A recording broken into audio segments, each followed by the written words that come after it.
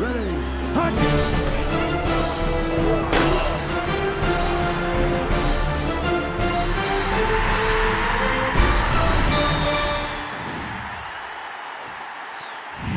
Like all coaches and players, we're excited to be getting ready to start the season and looking forward to it. I've really been pleased and excited about our players' work through the winter and spring. Obviously, in the summer, we have limited access to our players. Hopefully, that'll be changing in the future, but the little I've seen of them coming and going from class and around our facility, I know everybody's excited about. Just they've had a great attitude, a great work ethic, and are really, feel excited about the way they've worked here through the summer. So we're anxious to have a chance to get with them, start coaching them, start trying to make some improvements as we go into the year. And we have an incredibly tough schedule throughout, but in particular when you look at the first 6 games with our non-conference schedule to go with West Virginia and Texas, I believe in our first couple of games also is just really challenging and difficult, and so it'll be a tough challenge when you look at that first half of the season. But we traditionally have scheduled very difficult, so it'll be a big challenge for the coaches and players to be able to play not only those games, but then finish out the year. We have 3 great players here with us today.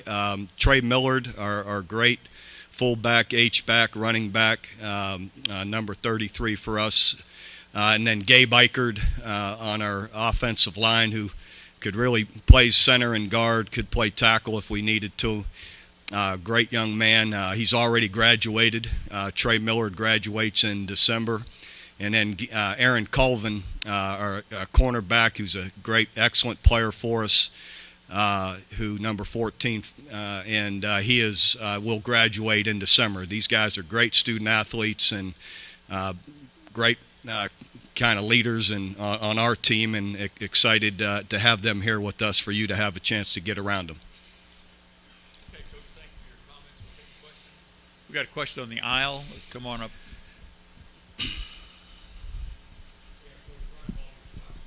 You've had great stability at quarterback over the last 6 years or so. Blake Bell, I guess, is the next guy up. We all know Blake from the Belldozer package, but we haven't really seen him throw a lot. Can you give us a little bit about how Blake played this spring and what you expect from him this fall? Well, you're kind of making assumptions if you feel that he's just the guy right now. I'm not going to start. Assumption. I just haven't seen him throw. Well, a you lot. said okay. Well, you started your question off by saying that I guess he's the next guy up. We've got a couple other guys that are in a good competition with him that are doing really well.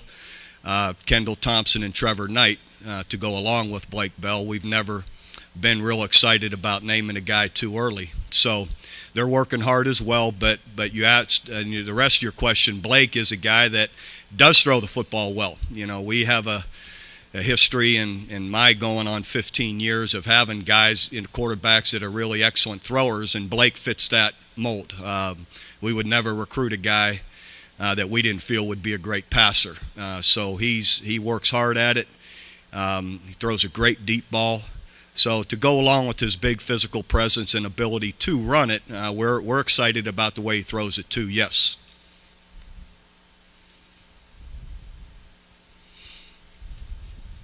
Questions for Coach. We've got a question on the outside right, Coach, way over on the far right.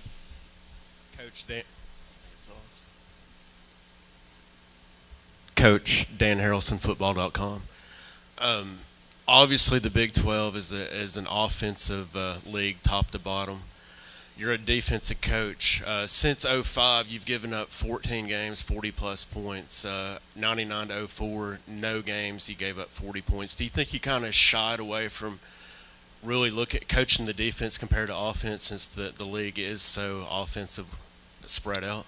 No, I don't think so. We've gone about our business of coaching and trying to be great on defense and the way we work it the same way a year ago as we did back in 99 and 2000 in years where we've had great defenses.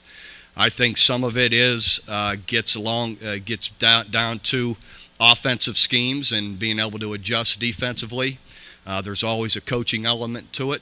And there's also a personnel element to it, where sometimes you're more dominant in the personnel that you have on defense as opposed to offense. I think you do have to give a little bit of credit to every year. It seems that in our league there's some incredible quarterbacks. You see a good number of them littered throughout the NFL once they leave here. So they're, that always, to me, the better the quarterback, whether it's in the NFL or in college football, the harder they are to stop. And so in our league, we've had a lot of really good ones.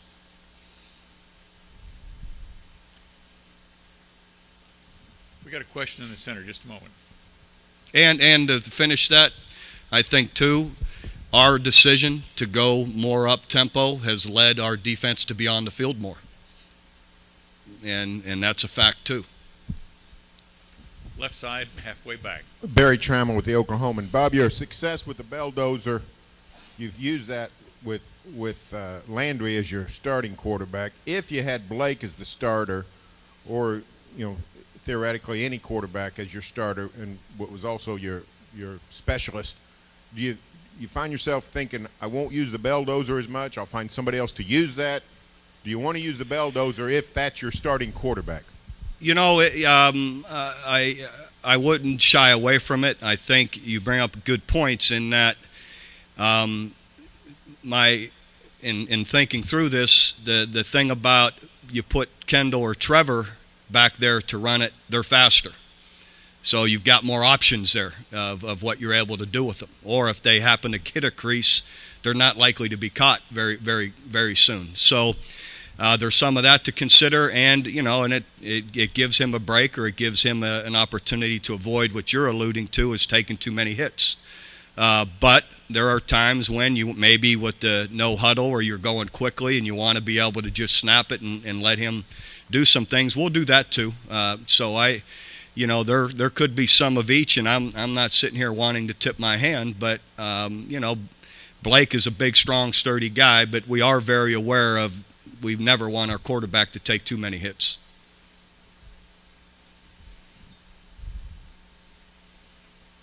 We got a question on the far right-hand side.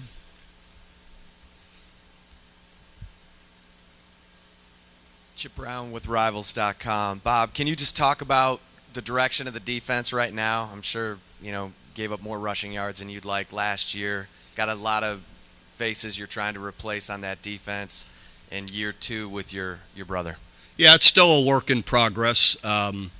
Definitely in some of our schemes a year ago, we were more coverage conscious, and it hurt us in the run game. But in the end, we'll have to make some adjustments there. And personnel-wise, we do lose quite a few guys, but we are very excited about the talent and ability of some of the young players coming up that we're still developing, still polishing, still trying to improve skills. They're working hard at it, so I believe we have a chance to make improvement there. Got a question in the middle right. Bob, Rob Cassidy with Rivals.com. With TCU coming into the league and A&M having the success that they've had in the SEC, is it getting harder for out-of-state schools like you guys to pull players out of Texas? Well, I can't say that it's ever been easy.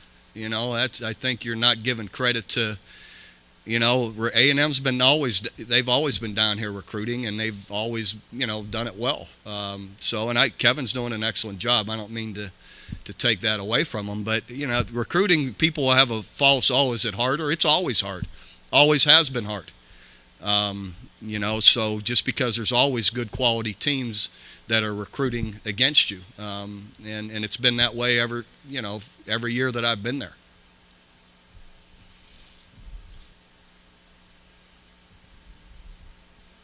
We had a question on the front. Well, no, wait till we get your microphone. Just a second.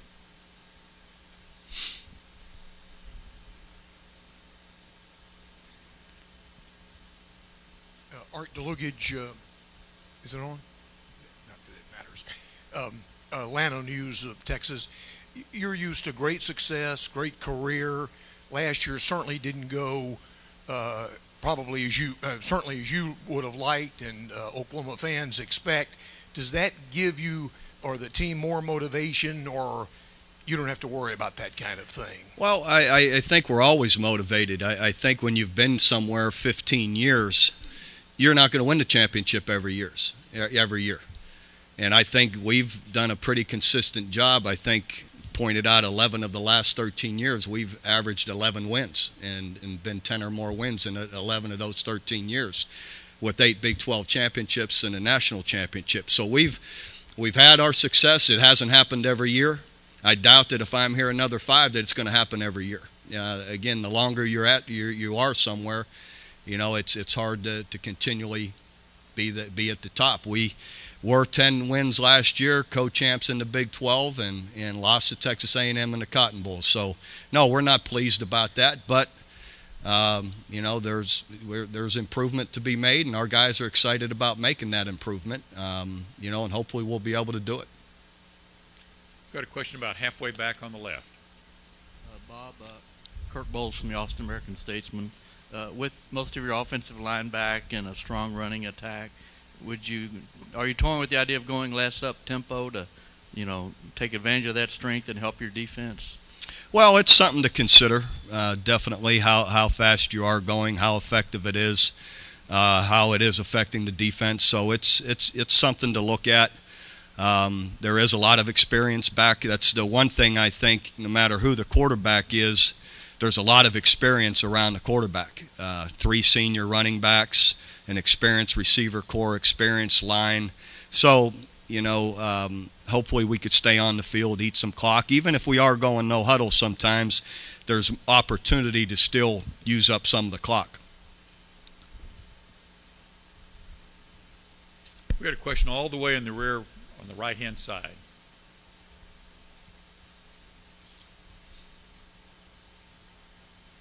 Bob, Chip Brown again, Rivals.com. Can you talk about your quarterbacks? What you mentioned, Trevor and Kendall a little faster than Blake, but can you talk about what each of them bring? Yeah, they all first, what we look at as far as teammates. They're great teammates. They're great workers in the weight room in the off-season program. So they're respected really well by their peers, by the other players. They all exhibit toughness and leadership in different ways, not only how they work, how they conduct themselves. And they're competitive on the field. I've been excited to watch all of them throw the football. They all run well. So you've got some versatility there to do some things that maybe in some of the other traditional just passers that we've had, that we haven't had that dimension.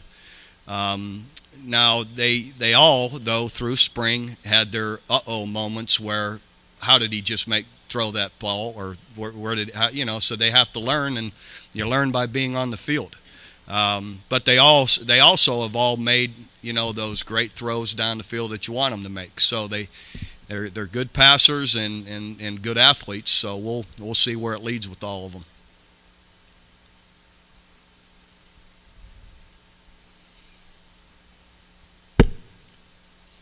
Question for Coach. This is a great opportunity. You hate to pass it up. We got a question on the far outside left. It's okay with me.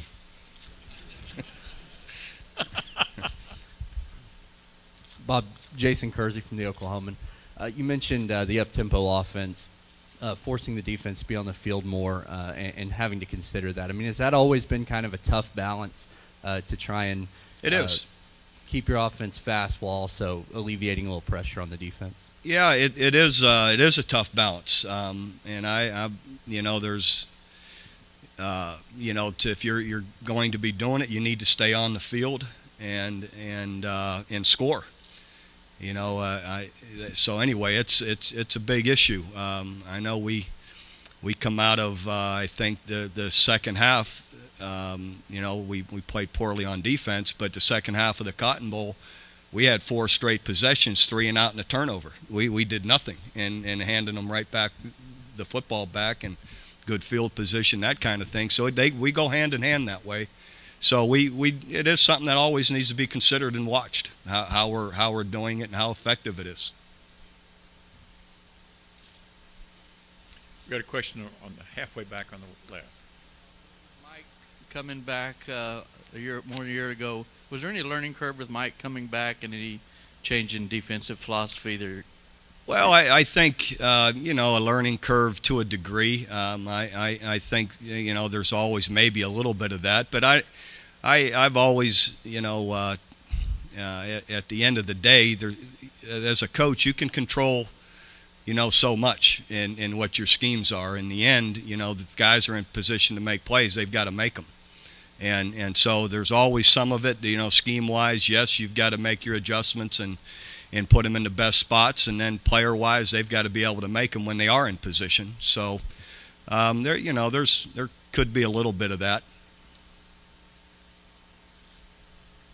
We got a question in the middle, and then we'll come up to the front. Scott Fitzgerald, RaiderPower.com. Can you evaluate your defensive front seven depth, and given the speed of the offenses in the Big 12, is that a concern to you?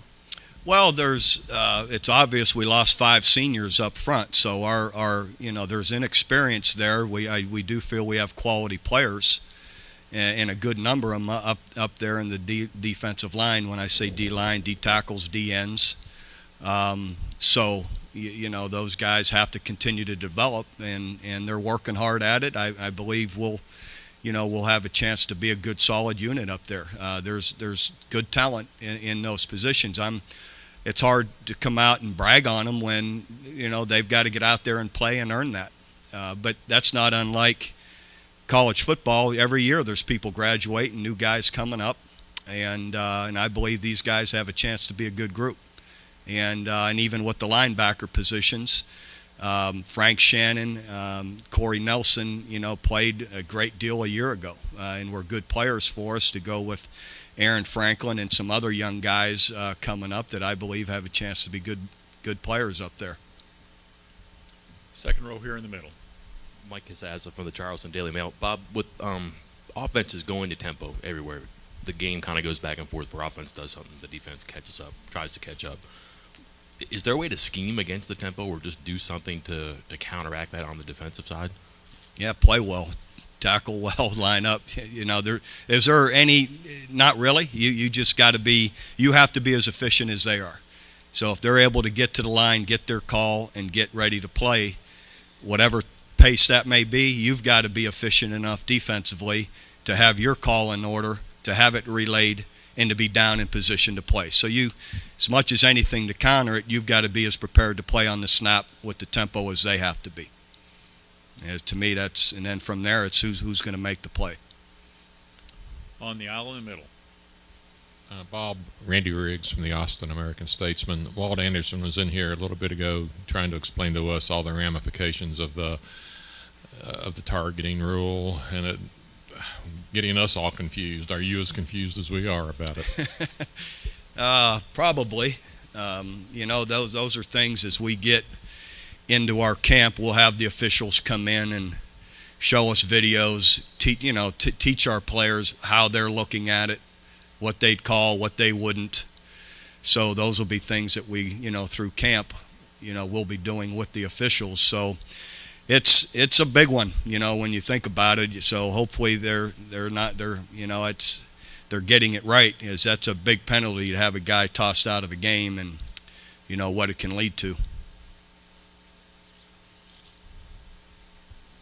Got time But for one. I'll say this, just like the NFL has moved, and anything we could do to try and make the game, more controlled or better for the players is a positive thing. So we can all live with it. If it's going to make it healthier and better for the players, I think in which they are, we should always be looking at ways to do that. Okay, this is going to be the final question for Coach on the right side.